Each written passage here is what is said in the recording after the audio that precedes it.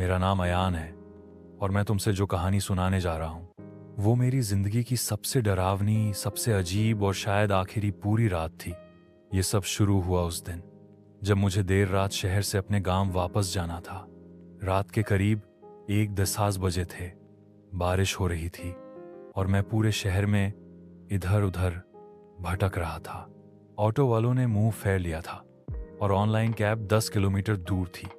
फिर मुझे याद आया बस स्टैंड नंबर 27।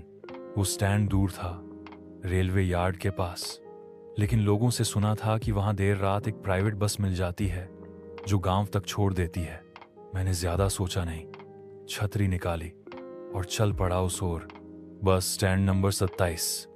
अजीब शुरुआत। जब मैं वहां पहुंचा तो माहौल अजीब था। एक टूटा फूटा शेड, नीचे पानी जमा हुआ और दीवारों पर काई। एक टूटी हुई बेंच पर बैठते ही मुझे एहसास हुआ ये जगह बहुत सन्नाटा लिए हुए है। न कोई कुत्ते भौंक रहे थे, न ही कोई आवाज, जैसे पूरी दुनिया ने उस जगह से मुंह मोड़ लिया हो। घड़ी देखी 1:54 AM। मैंने अपना फोन निकाला लेकिन नेटवर्क गायब था और तभी एक झोंका हवा का आया और मुझे ऐसा लगा कि कोई मेरे पास से गुजरा। मैंने झटके से पीछे देखा, कोई नहीं था। बस का आगमन। पहली खौफनाक झलक 2:07 AM पर। सामने की तरफ एक हल्की रोशनी दिखाई दी। आहट, फिर हल्की सी खड़खड़ाहट और फिर एक बस आती दिखाई दी। बहुत पुरानी, जंग लगी हुई, और उसकी हेडलाइट्स इतनी कमजोर थीं कि जमीन तक रोशनी नहीं पहुंच रही थी। पर मैंने सोचा चलो बस तो आ गई। बस रुकी, दरवाजा छीं की आवाज से खुला। मैंने देखा ड्राइवर काले कपड़े पहने था, चेहरा धुंध में छुपा था। कंडक्टर सामने खड़ा था, सिर झुका हुआ। उसने कहा, कहाँ जाना है? मैंने कहा, रत्नपुर। उसने सिर उठाया। उसके चेहरे पर कोई आंखें नहीं थी, सिर्फ गड्ढे। बस के अंदर की दुनिया में अंदर गया। अंदर अजीब सी ठंडी सीलन थी। एक तरफ एक अधेड़ आदमी बैठा था।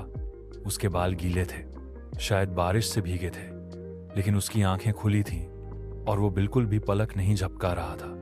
एक औरत थी जिसकी गोद में कोई बच्चा था, लेकिन जब मैंने ध्यान से देखा बच्चा हिल नहीं रहा था। और सबसे पीछे एक बूढ़ा व्यक्ति बैठा था जो लगातार सामने देख रहा था, जैसे कहीं से लौटना ही नहीं चाहता हो। मैंने अपनी सीट ली और खिड़की के बाहर झांका, लेकिन बाहर कुछ भी नहीं था। ना सड़क, ना लाइट, सिर्फ काली धुंध। अजीब घटनाएं बस धीरे धीरे चल रही थी। तभी ड्राइवर ने स्पीकर से आवाज दी, हम अब उस रास्ते से जा रहे हैं जहां हर सवारी का अंत होता है। मैंने सोचा शायद कोई मजाक होगा, लेकिन तभी बस के अंदर की लाइटें झपकने लगीं और मैंने देखा मेरे बगल में कोई बैठा था, जबकि थोड़ी देर पहले सीट खाली थी। उसने धीरे से मेरी ओर मुड़कर कहा, तुमने गलती कर दी। मैं चौंका और उठकर खड़ा हो गया। तुम कौन हो? मैंने पूछा। वो बोला, हम सब कभी तुम जैसे ही थे, देर से आए, जल्दी जाना पड़ा। बस की सच्चाई। तभी एक आवाज आई। वो बूढ़ा आदमी बोल रहा था, ये बस हर रात चलती है, बस स्टैंड नंबर 27 से। इसमें वे चढ़ते हैं जो खो चुके होते हैं वक्त, भरोसा या जिंदगी। पर मैं तो जिंदा हूं, मैंने चिल्लाकर कहा। बूढ़ा बोला, तुम थे, अब नहीं हो। मैंने घबराकर अपना फोन निकाला। स्क्रीन पूरी काली थी, जैसे कुछ जल गया हो। मोड़, जीवन या मृत्यु। बस ने एक मोड़ लिया और सामने एक गेट आया, काले रंग का, लोहे का, और उस पर लिखा था, जहां वक्त रुकता है। कंडक्टर ने कहा, अब उतरने का वक्त है। मैं डर के मारे कांप रहा था। मैंने कहा, मुझे वापस जाना है। ड्राइवर पहली बार बोला, कोई वापस नहीं जाता, लेकिन अगर किसी और की जगह कोई आ जाए तो हो सकता है तुम बच जाओ। दौड़, चीख और वापसी। मैंने पूरा जोर लगाकर बस का दरवाजा खोला और छलांग लगा दी। अंधेरे में गिरा, घिसटता हुआ रोड के किनारे पहुंचा और तभी जोर की चीखें आईं। पीछे पलटकर देखा, बस धीरे धीरे धुंध में गायब हो रही थी। अस्पताल। और अगली सुबह जब मेरी आंख खुली, मैं एक सरकारी अस्पताल में था। एक चौकीदार ने मुझे बेहोश देखा था, स्टैंड नंबर 27 के पास।